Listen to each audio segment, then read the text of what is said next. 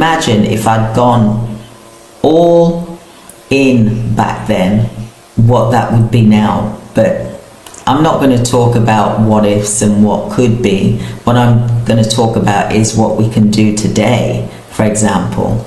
Now, another thing that I'm not mentioning, and I've been watching this daily, gold stocks.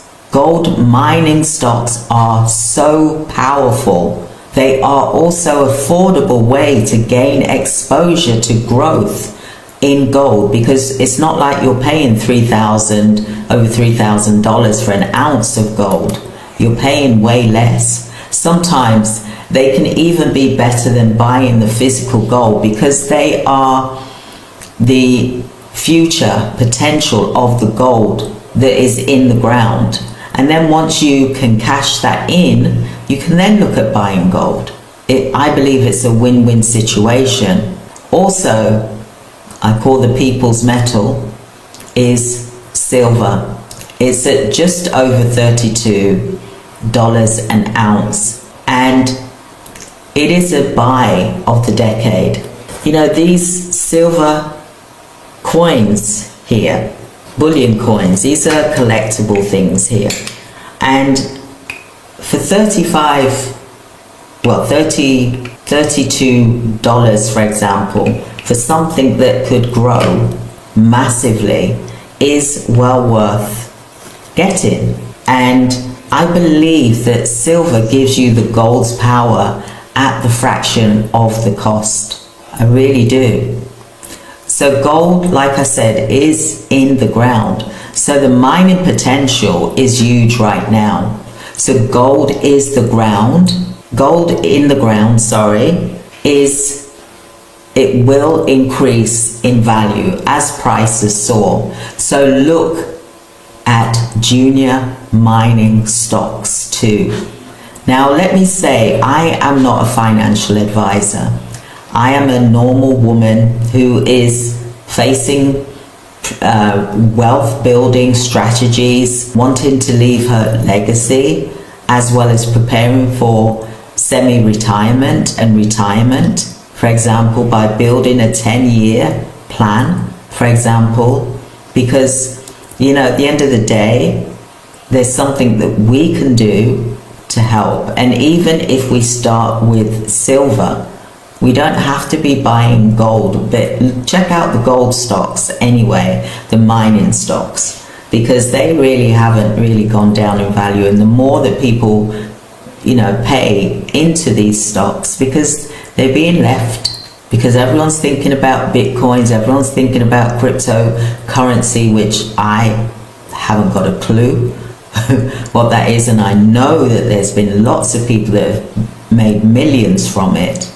You know, I'm not going to say that it isn't, you know, but at the moment it's kind of a bit risky, for example. So like we've been investing in the wrong things, like risky stocks, bonds, which are weak. You know, I've had bonds, and when I came to cash them, and I had bonds that were like 50 years old, for example, when I came to cash them in, it was hardly anything. So precious metals, they really are tried and tested. They stand the test of time. They've been around for thousands of years. I believe 5,000 years. That's a long time. So what I want to say to you today is to secure your wealth, protect yourself and your family, and get prepared.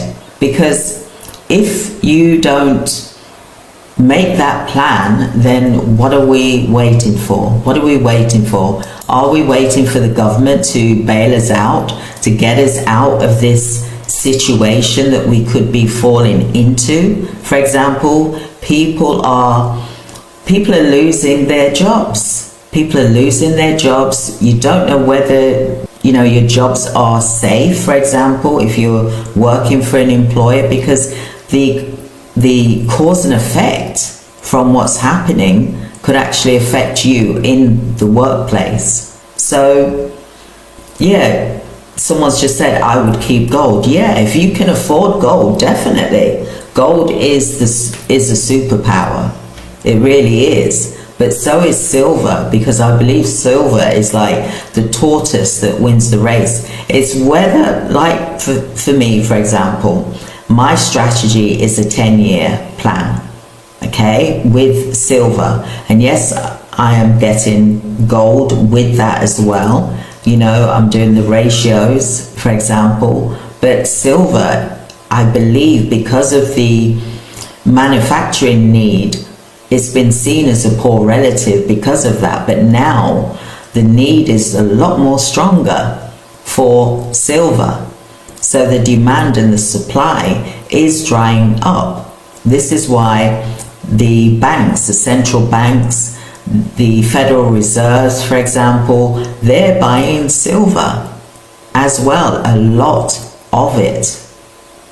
Now, yes, people are buying gold, and gold is doing amazing right now, you know, but there's also silver as well. It depends what you can afford. Everyone starts at a different level. Something is always better than nothing, as my father used to say to me, you know. And let's look at how we can really grow, whether you're doing gold, whether you're doing silver, but also the untapped one is the gold mines.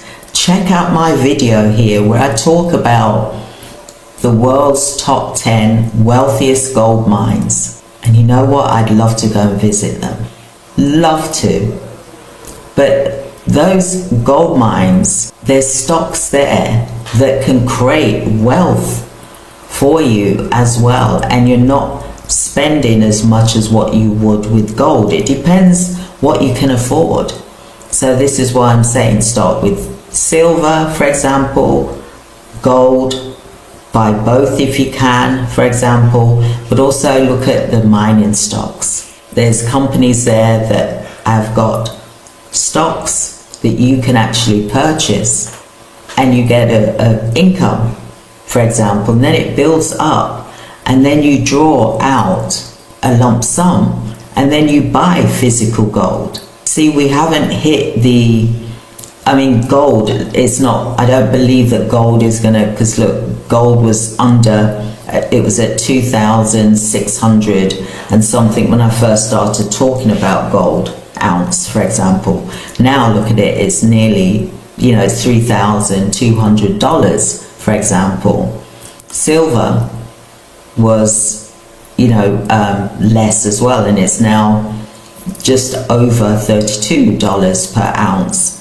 So they are growing, but they're also a really strong commodity to have physically, not just, you know, having it in a vault somewhere, for example. And yes, if you need to, it depends how much you're holding, because it depends what your storage is, because you're not going to have loads of gold and silver in your house, are you? For example, you'd have to like bury it in the garden where no one can find it.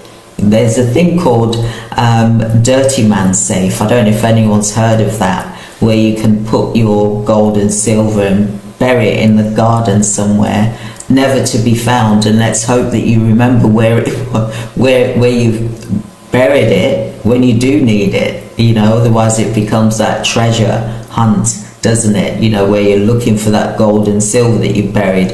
You'd have to get like a metal detector or something. But gold and silver is just doing amazing, and the monetary system is, I believe, is gold and silver, and the governments and the counties are now starting to see gold and silver as a monetary system that you can trade it in to pay for a bill or to pay for food. Imagine you've got your coins, and you know, you go to the shop and you take, you know, your coins with you, and then you say to someone, here you go, and you're paying for things with these coins, you know, and it is growing. I mean, look, these are some of the some of the coins I've got. Sorry about that noise. Some of the coins that I've got here, which this is which one is this? Queen Elizabeth II. It's a bullion mint collectible coin. It's $1, $1. You see the Queen Elizabeth on there, for example. Then at the front there's I believe it's probably the Queen on the horse with the English flag behind it, for example. But it could be, yeah, I believe it's Queen on the horse, or it could be some guardsmen. But there's also, there's this one which is £5, 1999, 2000, and it's the Queen again. For example, Queen Elizabeth.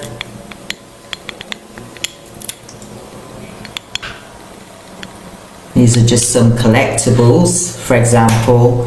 And then this is one of my favorite ones, which is this one, which is the $1 one, and it's got the crown on there. Can you see the crown? And that is my logo. Can you see my logo on my video? This is the crown that I've got on my logo, for example.